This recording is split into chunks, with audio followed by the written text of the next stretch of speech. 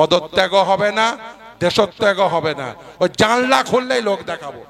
এতদিন তো বলেছো যে শূন্য পার্টি, ঝান্ডা ধরার লোক থাকবে না, তোমাকে ঝান্ডা দেখতে হবে না, তোমাকে শুধু কালো মাথা দেখাবো। ভাতা যখন বলেছো, ও ভাতা তোমাকে দিয়ে যেতে হবে। ও বলেছে দেখবেন এর মাঝে একদিন যে আমি পদত্যাগ চাইলে পদত্যাগ করে দেব। আমি দেখেন বলেছি পদত্যাগও করতে দেব না। আর আমি এখন ওই কালীঘাট অঞ্চলে ছেলেদের, ওই পার্টির ছেলেদের বলেছি রাত্রিবেলায় মাঝে মাঝে টহল দেবে। কেন টহল দিতে বলেছি? তার কারণ যে কোনো সময় ও ছেড়ে দেবা কেঁদে বাঁচি দেশত্যাগ করতে পারে। ও রাতের বেলায় গাড়ি নিয়ে পালিয়ে যেতে পারে, এলাকায় পালিয়ে যেতে দেবো না। আমাদের দেশে রাইট টু রিকল নেই। ওকে 26 পর্যন্ত মানুষ ভোট দিয়েছে। 14 তলা থেকে যদি নামতে চাও, ওই গৌতম দা বলতো ঠেলে 14 তলায় উঠিয়ে দেব। 26 পর্যন্ত টার্ম তোমার পূরণ করাবো, 26-এর পরে মানুষ ডিসিশন নেবে। ওই বলেছ না সব করছে বিকাশ ভট্টাচার্য, তো মানুষ ডিসিশন নেবে বিকাশ ভট্টাচার্য পার্টিকেই ক্ষমতায় আনবে। কিন্তু 26 পর্যন্ত যেহেতু মানুষের ভোট তুমি পেয়েছো, তাই 26 পর্যন্ত তোমাকে কি কি দিয়ে যেতে হবে। এই যে দুদিন আগে দেখবেন ডিএর মামলা হওয়ার সময় সুপ্রিম কোর্টের সামনে কি বলেছে জানেন তো? এবং আমার এক সাংবাদিক বন্ধু খুব সুন্দর লিখেছে, সুপ্রিম কোর্টে গিয়ে ইংরেজিতে বলেছে ব্যাক ব্রেকিং। তো সে তার ওই ফেসবুক ওয়ালে লিখেছে এই ব্যাক ব্রেকিং শব্দের মানে কি হতে পারে? কোমর ভাঙা, মেরুদণ্ড ভাঙা, নাকি অন্য কিছু? যারা এই অঞ্চলের ভাষাবিদ রয়েছেন তারা এই যে ব্যাক ব্রেকিং এর মানেটা ওকে একবার বুঝিয়ে দিয়েছেন। কিন্তু সরকারটার পিছনটা, সরকারটার মেরুদণ্ডটা, সরকারের কোমরটা ভেঙে গেছে, এটা খুব পরিষ্কার। বলছে 40,000 কোটি টাকা সর্বমোট ডিএতে বকেয়া হিসেবে দিতে হবে, আমার দেওয়ার ক্ষমতা নেই। মানে সরকারের এই ক্ষমতা নেই এখন। তাহলে সরকারটাকে অক্ষম বানিয়েছেন। তাহলে অক্ষম সরকার ভাতা দেবে কি করে? বলছে যে যারা যারা আমাকে টাকা দিয়েছে তাদের প্রত্যেকে ভাতা দেবো, তোমাকে ছাড়বো। আমরা বলেছি যাদের যাদের যদি ভাতা দিতে হয় প্রতিটি যোগ্য ছেলে মেয়েকে ভাতা দিতে হবে। যাদের যাদের অ্যাডমিট কার্ড রয়েছে তারা প্রত্যেকেই যোগ্য। এই যে ধর্মঘট ডাকা হয়েছে, শ্রমিকের অধিকার বলা হচ্ছে, সেও তো শ্রম দান করতে চেয়েছিল, সেও তো যোগ্য, সেও তো চাকরি চেয়েছে, সেও তো বঞ্চিত। ও তোমাকে যারা টাকা দিয়েছে তা শুধুমাত্র তারাই বঞ্চিত, তাদেরকে টাকা দেবে ও জিনিস হতে দেব না। ভাতা যখন মুখ থেকে বের করেছো, ও যেখান থেকে পারবো ওই ভাতা যার পেটে ভরা আছে সেখান থেকে টেনে বের করে নিয়ে আসবো। ভাতাও লাগবে, ডিএও লাগবে, আর 31শে ডিসেম্বরের মধ্যে নতুন সিলেকশন প্রসেসের বিজ্ঞপ্তি দিয়ে চাকরিও লাগবে। আর সবগুলো তোমাকে আমরা কড়াই গুন্ডায় 1, 2, 3 করে বুঝে নেব। এখন মমতা বন্দ্যোপাধ্যায়ের অবস্থা কেমন হয়েছে জানেন? দেখবেন গ্রামে কিছু লোক হয়, তারা কি করে বলুন তো? প্রচুর ধার দেনা করে। আর ধার দেনা করার পরে কি করে বলুন তো? তারা চুপচাপ বাড়ির ভিতরে চুপচাপ বসে থাকে। আর যেই পাওনাদার ডাকতে আসে তখন কি বলে? এই বলে দে বাড়িতে নেই, বলে তো, বলে দে বাড়িতে নেই।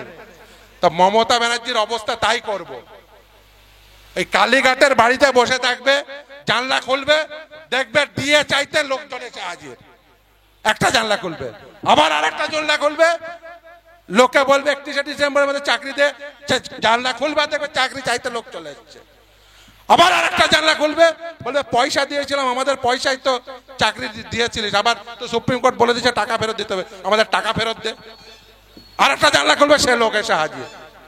আরেকটা জানলা খুলবে, দেখবে আরে ওই ভাতা বলেছিলাম, এই সব বলছি, যার যার অ্যাডমিট কার্ড আছে, এই শুধু 4টে নিয়োগ প্রক্রিয়ায় মিলিয়ে কত অ্যাডমিট কার্ড রয়েছে, কতজনের কে ভাতা দিতে হবে? 31 লক্ষ মানুষকে, শুধু 4টে নিয়োগ প্রক্রিয়ায়। ঘুঘু দেখেছো? ঘুঘুর ফান দেখোনি? জানলা খুললেই লোক দিয়ে দেখবে, চাকরি দেখবে, ভাতা দেখবে। ওই পাড়ার ওই যে গ্রামের পাওনাদারের মধ্যে অবস্থা করব। যে জানলা খুলবে শুধু লোক দেখবে।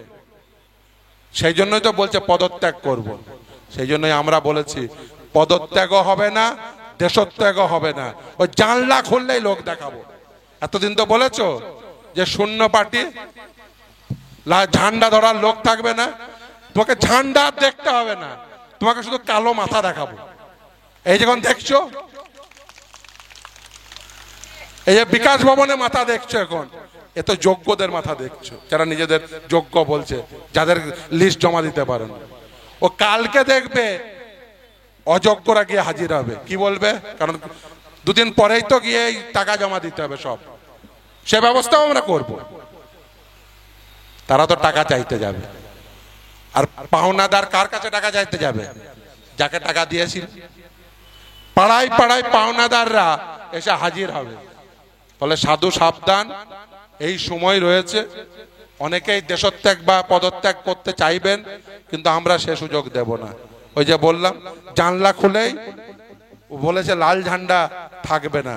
এবার দেখবেন লোকে কোন ঝান্ডা নিয়ে গিয়ে হাজির হয়। ফলে লাল ঝান্ডা যদি না থাকে, আপনার পরিণতি আরো ভয়ঙ্কর হবে। লাল ঝান্ডা আছে বলে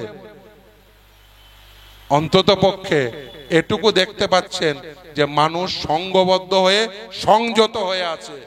লাল ঝান্ডা যদি না থাকে না, তাহলে বুঝতে পারবেন যে মানুষের চাপ কি। শুধুমাত্র সময়ের অপেক্ষা। এই সংঘবদ্ধ মানুষকে, এই আপামর জনগণকে আমি আহ্বান করছি যে বুঝুন যে কাকে ভোট দিয়ে এনেছিলেন। যাদের ভোট দিয়ে এনেছিলেন তারা নিজেরাই বলছে আমাদের সরকার পরিচালনা করার ক্ষমতা নেই। মমতা ব্যানার্জি নাকি বিরাট নেত্রী, বিরাট তার বুদ্ধি।